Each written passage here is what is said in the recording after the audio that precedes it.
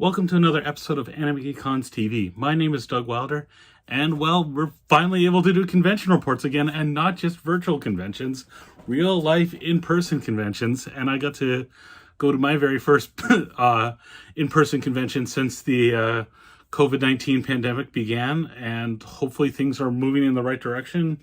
Just keep remembering to wear your masks, get vaccinated if you haven't already, and all that good stuff.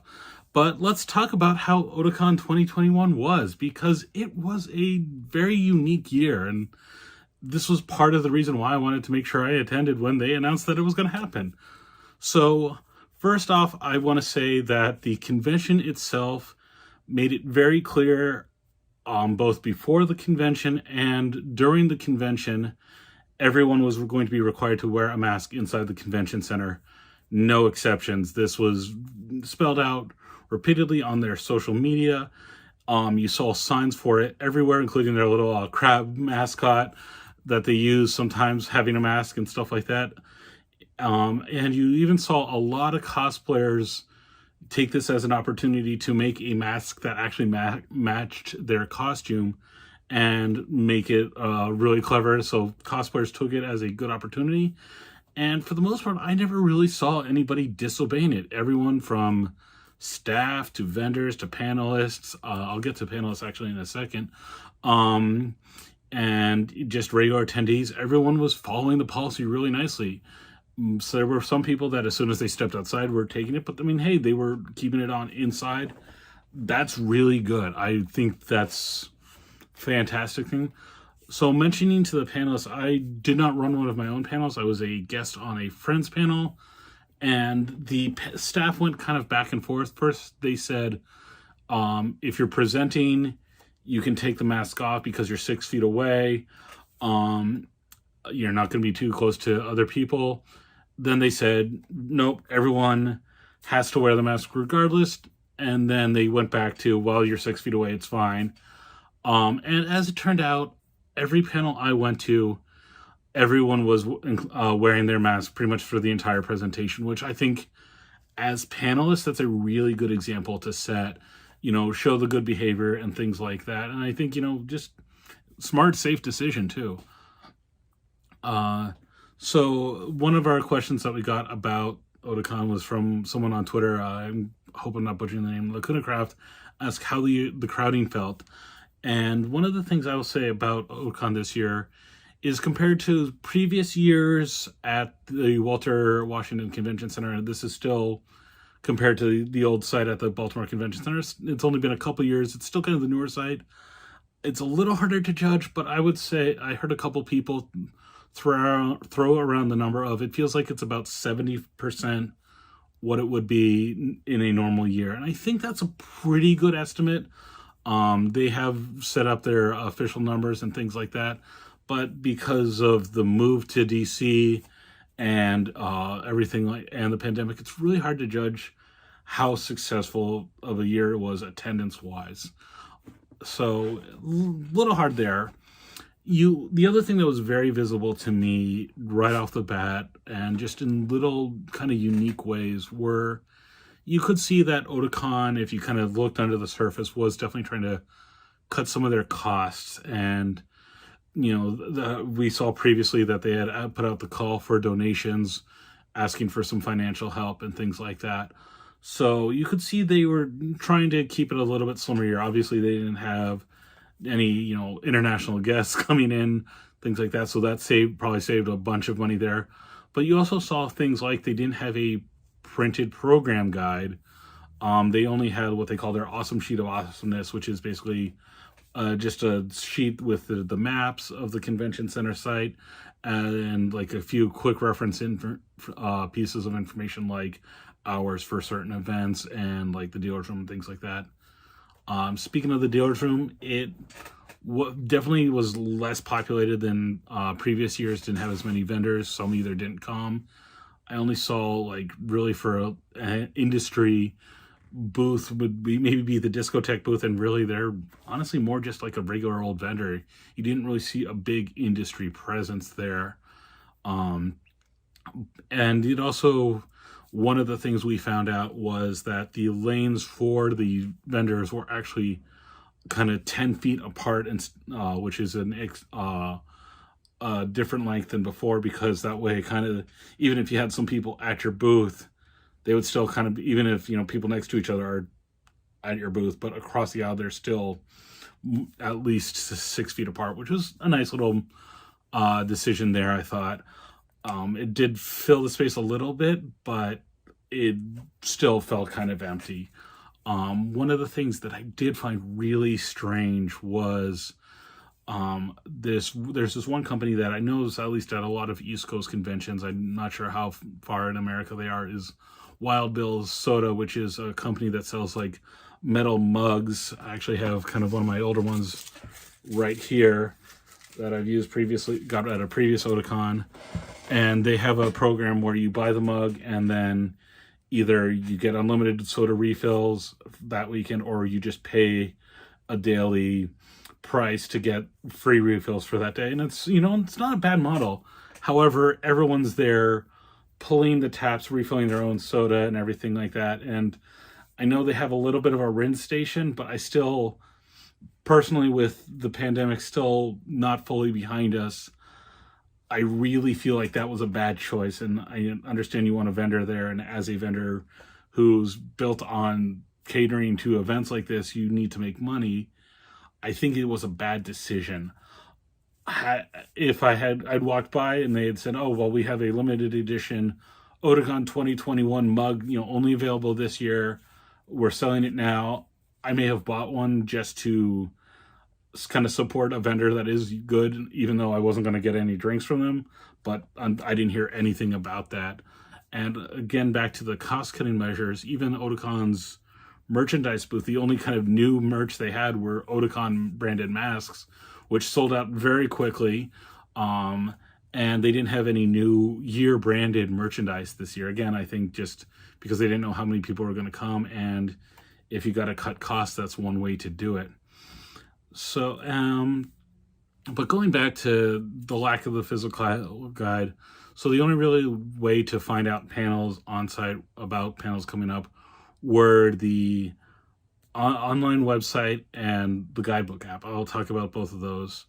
So first off, the online schedule on the website, it was a really weird model that you had to check by room by day. So you could only see, like, say, what is going on panel room 1 on Saturday. And you'd click on it, and that's all you could see. And then, like, maybe you could get the little descriptions on it. But you couldn't just kind of browse the entire thing all at once, which, if you're not doing anything, like, on one day, or you're like, okay, what's happening at 2 o'clock on Friday, you couldn't really compare everything that was going on at the same time, which was really kind of annoying. If you have the guidebook app on your phone, which generally we love the guidebook here at AnimeCons TV, the app works really well. It's a great way to kind of make your own schedule, things like that. I promise we're not getting any money from guidebook. I like them. But the thing about I noticed in the guidebook app is it didn't have some of the usual features that you could do, like rate the quality of a panel, like say, oh, I thought this was a 5-star panel, or oh, this was a really bad panel, it's only 1 star. It also didn't list the presenter names in the app, and I don't know if that was just something Otakon forgot to do or they chose not to do, but it's one of those things that I sometimes look to just kind of browse and see, oh, well, what's this panel about? What this name? Oh, this is presented by so-and-so. I really like when they do panels. I want to make sure I go to it now that I know they're presenting it. And so not to have those presenter names was a little strange. The last little cost-cutting measure I'll mention is you could tell they didn't have as much programming space. Like there was basically nothing in the Marriott Marquis Hotel, which is connected to the convention center, aside from photo shoot rooms. Like they had 2 rooms divided by air walls that you could walk between for different photo shoots that people scheduled through the conventions. There was these were just empty rooms, no setting, anything. This was just a spot to take pictures and easy to meet up, and that was it. Going back to the masks for a moment, this was one of the cooler groups I saw. There was a bunch of Gundam Seed cosplayers. They had a group of people from the Archangel crew and they all had matching masks for the Gundam from that series. And then another one that's kind of from the character Isaac had a mask that matched the dual Gundam. So they had, all of them were in character and matching their kind of faction, which I thought was a really clever way to do masks. But again, going back to the programming space, there wasn't a very big room for seated screening stuff for anything. Like, they had a room called the AMV Theater, and they had to run a couple of panels in there. But I actually went there for the AMV contest. It was the first time in a while. I did not have anything scheduled during that time. On Friday, I was like, oh, good, I'm going to check out the AMVs. I love seeing them when I can get to the contest, because I usually walk away with at least one or two new shows that I see a AMV about. Oh, it's like, oh, I know nothing about it, but now that I saw that AMV, I want to check it out. And that was really cool to be able to do. Unfortunately, I don't know if it was just they didn't have the AC turned up as high as it should be, because they weren't trying, wanted to make sure nothing was spreading, too much was spreading in the convention center, or what. But that room was just a sauna. It was super hot. It was super warm, and I was starting to get really kind of frustrated. And even though I had a water bottle that I was sipping out of through a straw, it wasn't helping. And that, combined with the fact that I was towards the back of the room, and I just got unlucky with a lot of people, probably because they got hot, deciding, oh, I'm not going to stay for the rest of the music videos, getting up and leaving and walking in front of me, which was already kind of an annoying interruption. However, Otakon staff was trying to get people seated into empty seats, so they weren't standing in the back or waiting in line outside to come see the contest. But because my row was so close to the back, whenever a seat opened up, it felt like every 30 seconds a staffer was sending more people in front of me to sit down, and then these people, half the time, these people would stay for a couple minutes and be like, oh, you know what, I don't want to stay. And I'd get interrupted again, and the process would repeat itself. And I tried to talk to the staffer the last time they did, say, hey, can you wait till the end of the song? Or, hey, can you pick another spot? Like, look for other places where people are leaving. And I just kind of got a shrug from the staffer. And I was maybe a quarter way through the AMV contest screening when I finally decided, you know what, I'm getting too frustrated. I'm hot. I'm angry. I'm going to get upset at someone who's being seated who doesn't even know any better because they're new to the seating, and I'm just going to lose my temper. And so I actually took myself out of it. And I was thinking about it. This is the only time I've ever left an AMV contest because I felt angry. Usually if I've left, it's because I've had another event or another obligation that I have to go to, or I stay through the end. This was the first time I've been going to conventions since 2001. This was the first time I left that room feeling angry. And I hate that I had to do that, but between the heat and everything else, I just couldn't take it. And it was probably the only time for me personally that, with the heat and like not feeling comfortable, that I honestly felt a little concerned about whether or not the safety, the air quality was safe within the convention center. So that's a weird part. So, but again, that was the only time that it really bothered me. I did check out a couple of panels. One of the panels that they held in that AMV theater as just a regular panel was Evan Minto from AniGamers, the AniGamers podcast, who we need to get on this show at some point, had a panel called The Art of the Eye Catch, which he talks about, the eye catches between parts of the episodes and things like that.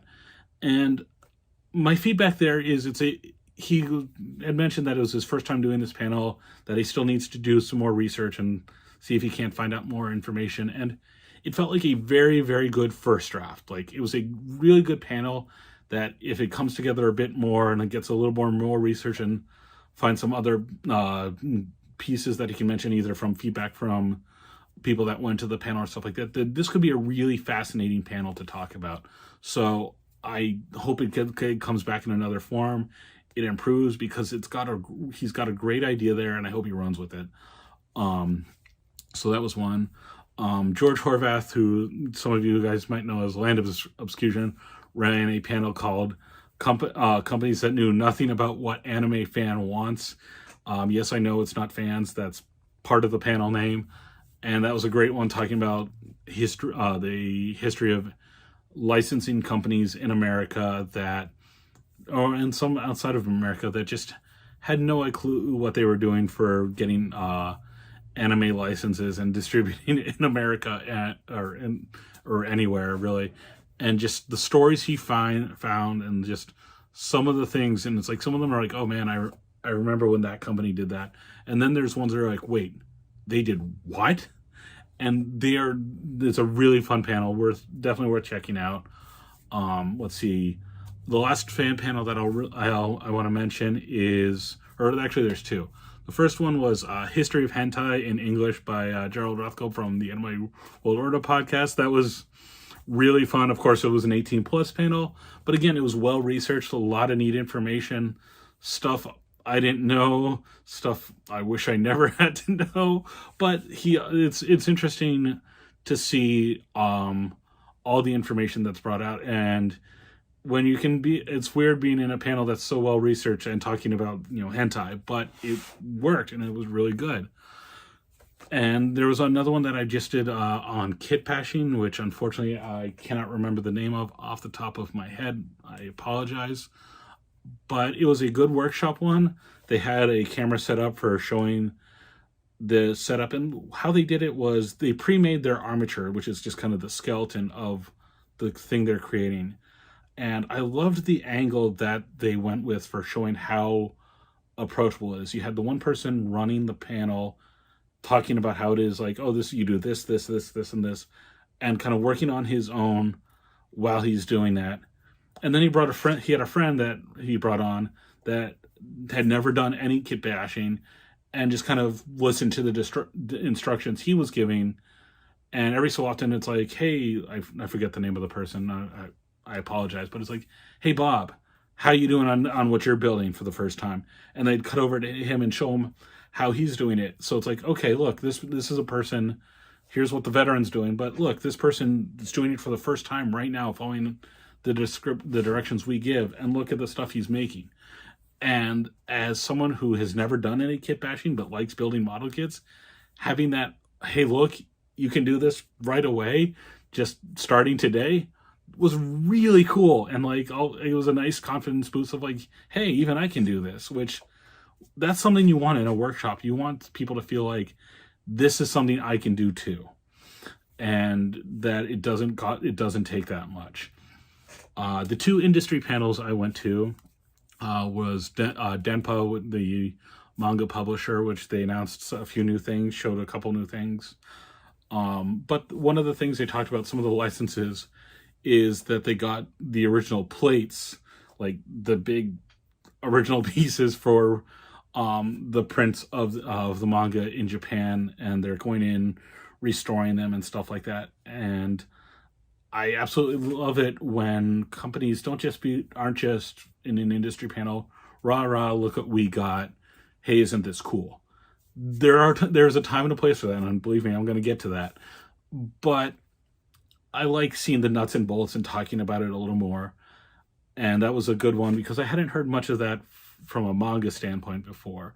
And I would really like to see more companies take the approach of how to create a regional release, and especially if it's like a remastered or something like that, talk about that process, like turn that into a panel, get people like that work hard at adjusting and updating and things like that. I think there's a great panel in there. Friends that I know that are in the industry, if you're watching, or if someone told you about this episode, yes, please make that a panel. I think you've got a lot of potential there, and I think a lot of people would really enjoy that. Speaking of licensors that talk about the nuts and bolts and their misadventures of creating stuff, the other one I went to was the Discotheque Media panel, which I'm a huge fan of the work they do. They do a lot of neat releases. They talked about all the stuff that they've got for their Project Echo Blu-ray release, which is insane, and all the hard work and everything they did that.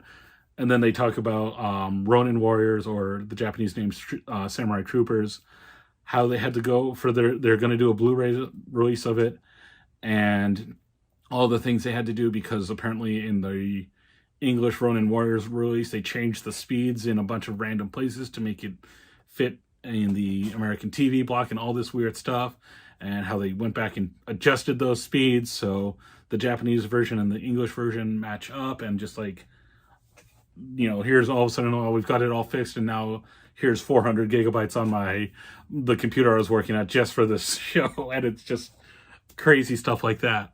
And of course, that was a lot of neat stuff. And we've had Mike Toole, who on this podcast before, and he works for Discotech. And one of the things I love about the panel that he does is he keeps it running.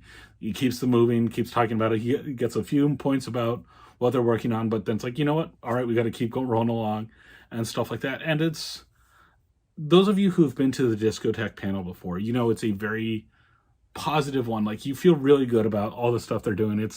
Everyone's there to have a good time because they like anime, they like seeing that stuff, and it feels like a very welcoming space. And I've said before, I want to bottle that energy because it's such a good feeling, and I wish I could experience that kind of good vibe year round.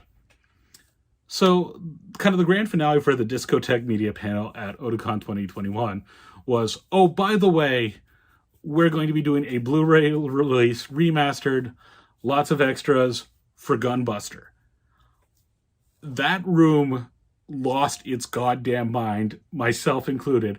And whatever good feelings I say I want to bottle from a normal Discotech panel, that level of excitement and just happy feelings and everything was high octane, unleaded, unfiltered, pure glee, like the highest tier, top shelf energy of that kind. Like, everyone was just so excited, and I can think of very few license announcements I've seen at a convention by a company that have gotten that strong of a reaction from a crowd, and it was just incredible. So yeah, that I'll be ready to buy that as soon as I can, because that's super exciting. But it was one of the neat things.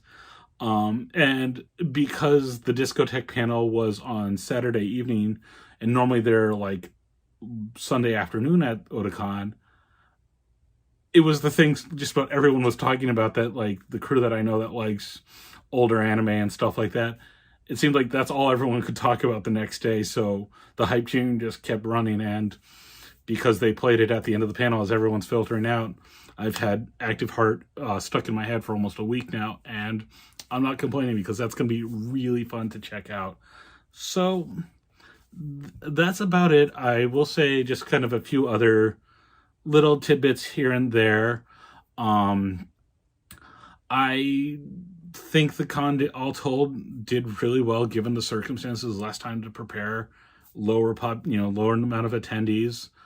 I think masking, having everyone masked was good. I kind of wish they could have said you need to be vaccinated, but I don't, maybe the protocol wasn't available at that time. That said, I personally made a point of getting myself tested for COVID the day before I left, so I would get my results the day before I left, so I knew I was, clear going down. And I also, as soon as I got back, the day I got back, I also tested. Thankfully, I came back negative, but I made sure both going to and from that I was safe there, and that helped put my mind at ease there. I haven't heard anything since, but I hope that it's done well. It was the convention center and the city's first major big event since the pandemic, so I think they were kind of using it as a little bit of a test bed to see how things go.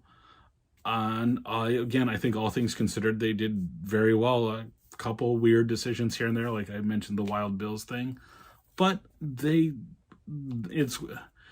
was a really good feeling. And I know a lot of people were nervous, myself included. I know some people wish they had done a bit more social distancing in the seats for some of the rooms. I personally, anytime I could find a seat that had kind of a bubble of 6 feet around, so I wasn't too close to people.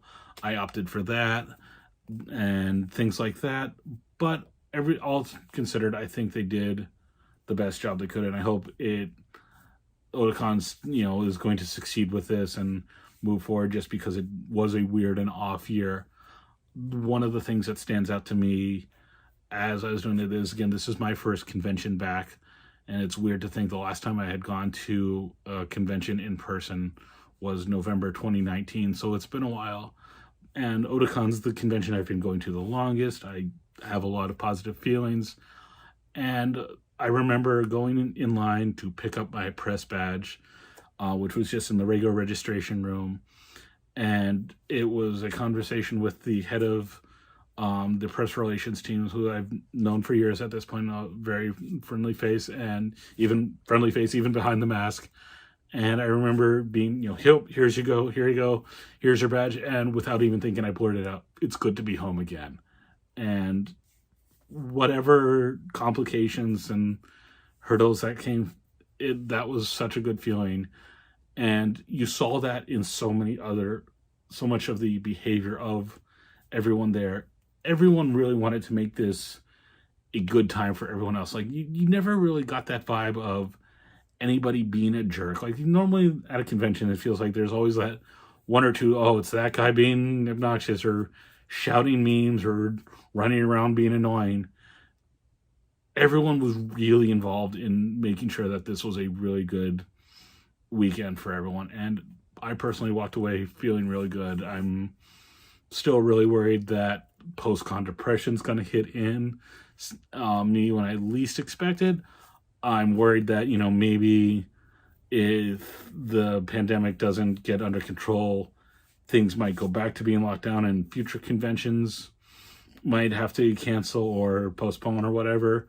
But everything felt like, okay, everything's not back to normal yet, but this is a strong sign that it is getting back to normal. So I hope that we continue on this trend. I hope that Otakon and everybody else does well. Just my own personal opinion is, don't forget that if you are able to get vaccinated, please do so, because that's how we're going to beat this. And in the meantime, stay safe, take care of each other, and take care of yourselves. And if you have any questions about my experience at Otakon that I didn't get into on this episode, or just about cons coming back in general, or just whatever other stuff you want to ask us about conventions, don't forget to email us. You can email us at podcast@animecons.tv. We're also on Twitter, Instagram, Tumblr, all over the place. We're on Facebook. If you want to find us, you can always just look us up online too at animecons.tv. We love hearing from you guys, and especially now that cons are coming back, we're hoping that we can hear from you guys again soon. My name is Doug Wilder. See you again soon.